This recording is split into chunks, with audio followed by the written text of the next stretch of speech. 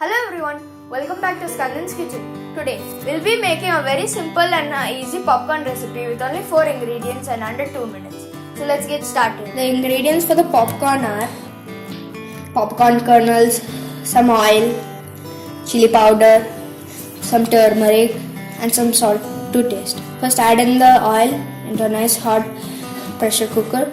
Then add in some turmeric, mix that up. Add in some chili powder. Then add in the popcorn kernels and give that a good stir. Then finally add in the salt. Now put on the lid with no gasket or the weight. Close that. As soon as the popcorn starts to pop, then give it some good shakes and your popcorn is ready to serve. Serve hot and enjoy.